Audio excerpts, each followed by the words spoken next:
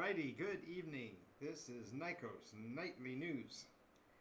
That's brought to you by the 3G Network. No news networks, all the news that's fit to print. Alright, or to broadcast. Alrighty. Alrighty, we are talking all things Nycos tonight, and we will be going to our world map in a moment and speak of that, but it has been an exciting week. There have been a lot of great exchanges over the week, and we will be talking about all of them. We will be starting, of course, with the newest of them, which is Roleplay Roulette. If you have not yet visited the Board Games Paradise store in Redlands, California, and you are in the Southern California area, I highly recommend you drop by.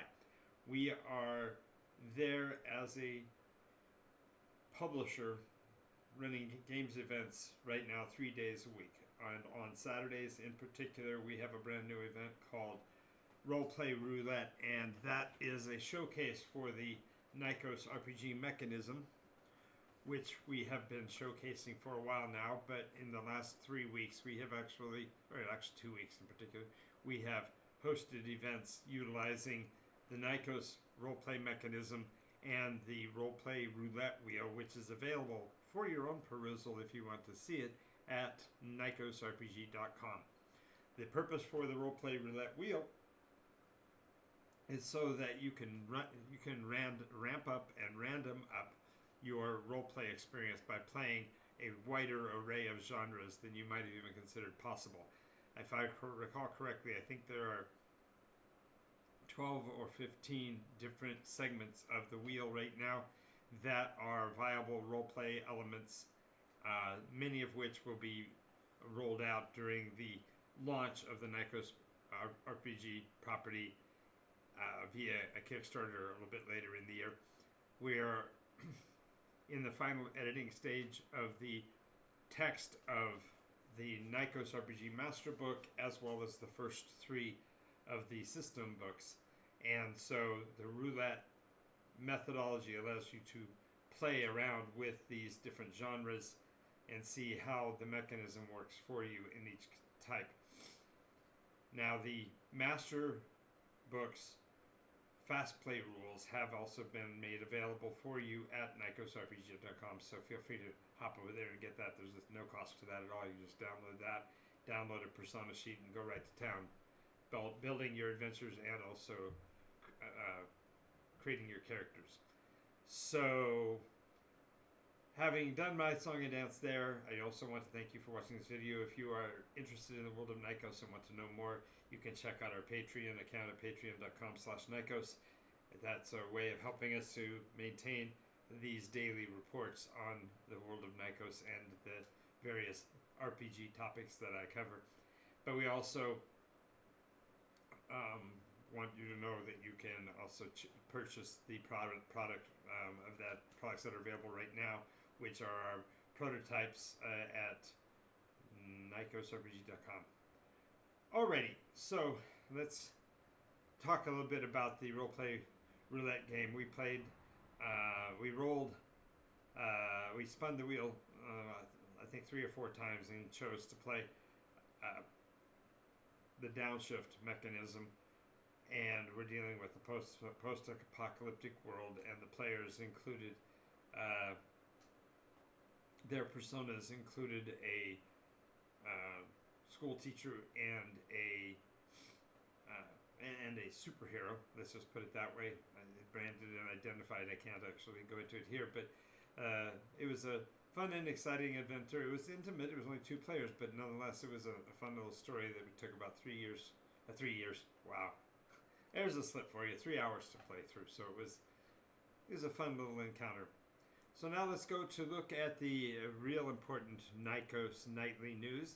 And just a warning, and it's not really a warning, but there will be spoilers in the sessions.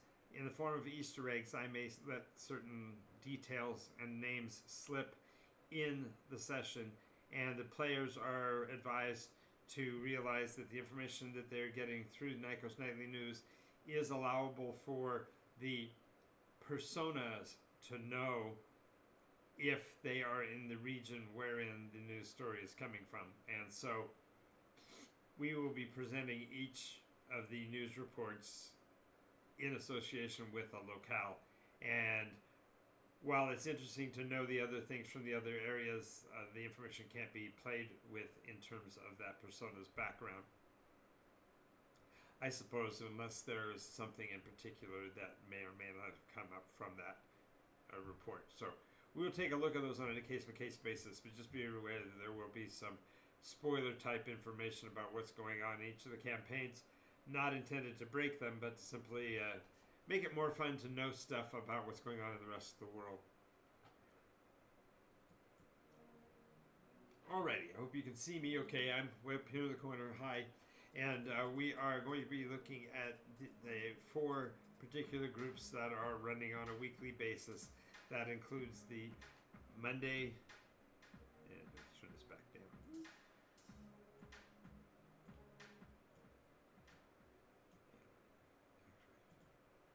Turn that off. Oop. Need to make sure you can hear me. Looking and seeing. Audio track. Okay. The other day I accidentally flipped a switch and shut off all my audio and had to completely record an episode, as you probably noticed. But alright, so we're going to go down through the 4 episodes in the world, and the map has been updated. There are a few places on it that are now present that have not been in the recent past. So if you see anything that's somewhat of a surprise to you or whatever, it was intentional. I meant to surprise you. Haha. No, I just wanted to make sure that we have it as accurate as we can as we go along, and so the maps will be updated time over time. I've got some new things coming as well, which we will be going into in the near future, but let's go ahead and take a look at the first of our stories. And we're going to start in the city of Potiphar. This is the group known as Heralds of the Change, and this is the first of 2 groups that are Patreon supporters. And I'm not going to go into the characters in that story except to say that, no, I will. I will go ahead and rat out the parties. The composite members of this group are currently threefold. We have Kantuk, which is an Aruk from Shontra'a, who is sort of escorting the other 2 for a limited run, several weeks, but only a short period of time, in order to facilitate the awareness about the Spider Riders and their plights. He is somewhat of an emissary, although not officially slated as such. He is traveling with Catelyn Noir, a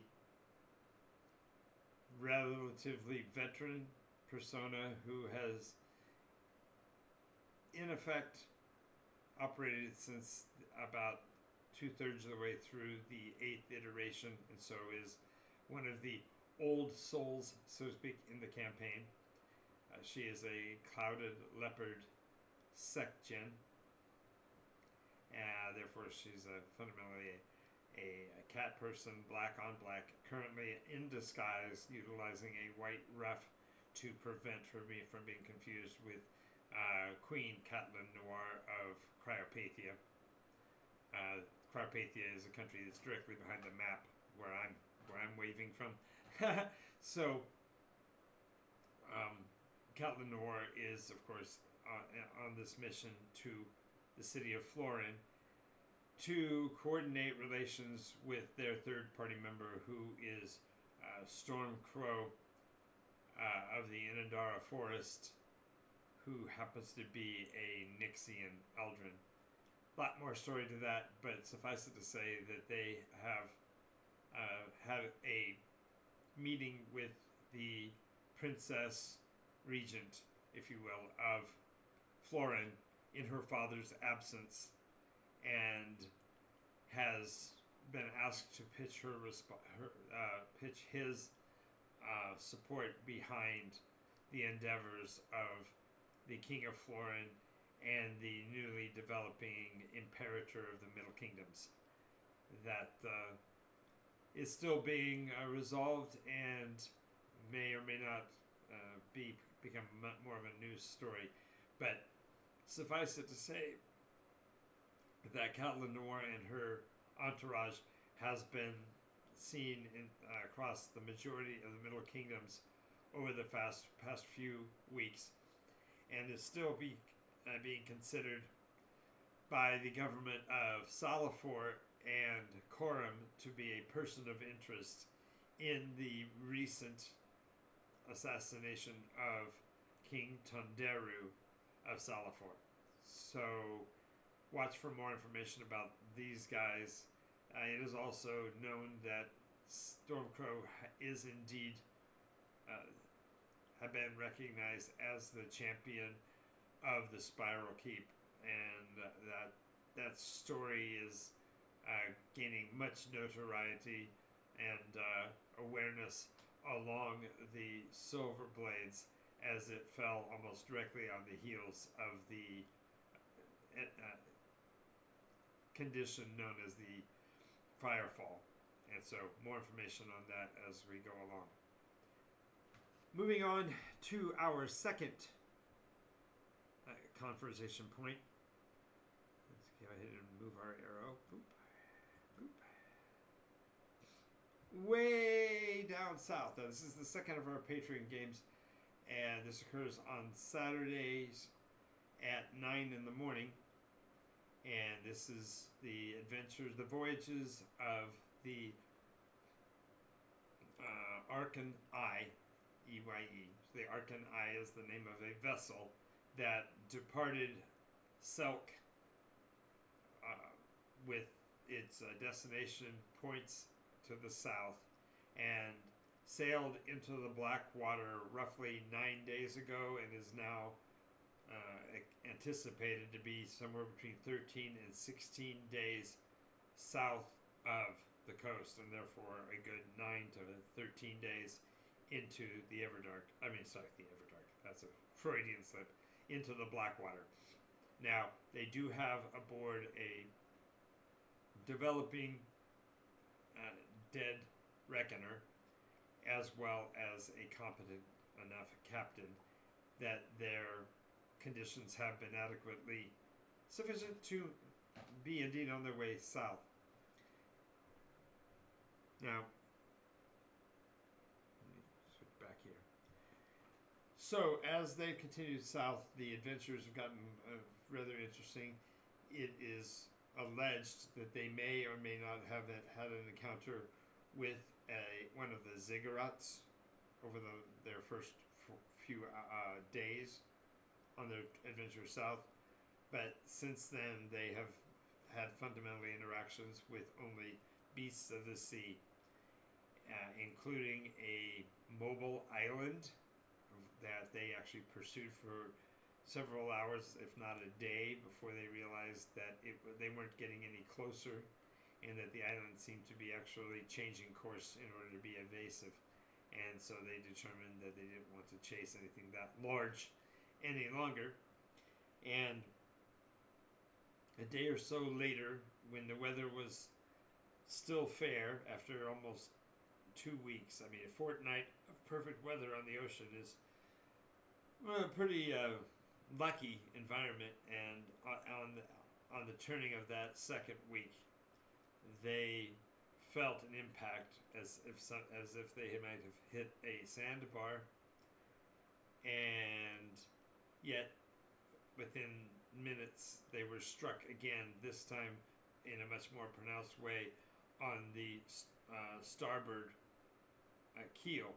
And as they were struck the second time, they definitely took notice of it and scurried about on the surface on the deck, trying to see what might be passing beneath them. And then there was a slight delay, and they got nervous and were concerned when all of a sudden the vessel was struck a heavy blow to the port side at the waterline. And a couple of timbers burst and they began taking on water. They had to fight for a while with Oakham to get the the water line seal completed, but by that time they'd taken on a considerable amount of water and began bailing. And as luck would have it, as they were limping along and finally gaining on the excessive amount of water below decks, one of them sighted land. And so they made for this small outcropping.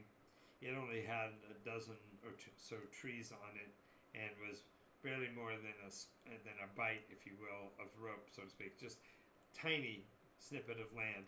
And yet, even as they found it, they realized that beyond it, a squall line was forming and that they were going to be encountering the first real weather they had on their trip. With a crack in the hull and the ship taking on water, they determined that it would be best bet to run her aground on the island and lash the ship to the trees in order to keep it from being swept away in the storm or destroyed by the high winds and the dangerous waves that they might encounter. So as they brought the Arkan Eye into contact with the island, it was determined that the island would be named, and this is my executive decision, was to call it Arcane Eye Land. Yes, the pun. Arcane Eye, Arkan, A-R-C-A-N, then a second word, E-Y-E, and then land. So Arkan Eye Land is the first of the islands they've come across. It more than likely is just a high point on an atoll, but they haven't been there long enough to know if the tide is on the rise or on the lowering in this locale. So we will have to see about how that travels out in the morning in our next adventure. So that is our Saturday group. If you are a interested party member and want to join that crew, support the Patreon at any level, and you can be given access to the Discord channel for role-playing on Saturdays at 9 a.m. Alright. Back to the map again for a second. And so now we're going to be looking at the next of our adventure groups. And that is far to the west. And this is our Tuesday group. They're known as the Skiffborn, and they have recently brought their airship out to the island of the Orange Ziggurat, which they have been exploring, and this is fundamentally day 3 of their exploration of the island. They have a Magi with them who has developed a skill in dream walking and actually was able to bring their vessel back to them as the crew members who were currently occupying the vessel have been unavailable, and therefore the airship was unavailable to them, and they were rather cut off on the island. And so utilizing the abilities of dream walking, that persona was able to coerce, convince, cajole the enjoined persona, who was not available at the game, to bring the airship to them. And that was quite a telling new experience for that persona, because it was their first active use of of their dream walker capability. After they had gotten the airship back to them so they could choose to leave, instead the adventurers determined that the Skiffborn adventuring team would once again plunge into the depths of the Ziggurat and interacted with the Mord. Now, because they'd activated and operated the Dream Walker capability, the Mord put a more strenuous influence on them by attempting to use the very nature of Asimatum to drive the players mad, and failed, unfortunately, to do so. But in the process, the players did discover the location in a ziggurat wherein you would place the selected focus, and learned the parameters for what that focus might look like, and details about its coloration and dimension. So that information will be quite useful to them going forward, as they have been tasked with discovering which of the zigs need to be repaired and which ones need to be modified or altered. So quite a lot of information went along. However, in the waning moments of the adventure, it was determined that the personas would share information from their written documents. And one of those was a library book that had been absconded with from the Crackspell Community Library, a very rare volume that included details on the ziggurats. And while they were able to get amplified information on 6 of them, alas, in the last moments, literally the last rolls that were made, the persona who was doing the new investigation rolled the absolutely critical failure 000 and burned a page out of the recordings. As luck would have it, that copy was literally their last copy of information on that source. And so now the players are racing to write down what they remember of the lore from that page, as the page has now been removed from their books. And so on the positive side, they gained a considerable amount of information from a new perspective, but in the trade-off, they've lost permanently 1 page from their lore book on the ziggurats and their purposes in the world. So alas, that's a really sad thing, but that is fundamentally the way it goes. Finally, we come to the last group. And this group, where did my check mark go? There we go. This last group was actually stationed in El Sadar and attempted a major function by using teleport to go over a far spell. And despite the danger of it, they did land exactly where they wanted to, on the mountains near the ruins of Valara and Kerbalandan, and are in the process of extracting critical raw materials with which to work on a couple of technology and technology projects that they're wanting to work on. They had determined what they needed to gather, and they actually commissioned a group of mercenaries to assist them in literally carrying off the goods. And so the expedition was successful in getting there, but there's a lot of critical information about what's going on in the upper reaches of the Silver Blades that the adventuring group will need to return to El Sadar to share with the rest of the universe. So at this point, just be aware that the adventuring group is still at risk in the mountains of the Silver Blades, and are running great risks to gather resources for their specialty projects. And there's going to be a more recent update of the purpose poem for each of the groups going forward this next week. So we will be making those connections and identifying where the adventuring group will be going in the future in each of these games. Now, for clarification, if you are just joining us, we are NycosRPG, and we are referring to the game sessions that are currently public within our organization. We have 2 games that are operated through our Patreon, wherein your Patreon membership is all that's required for you to be a participant. and those games are on Saturdays and Sundays. Saturdays at 9 a.m.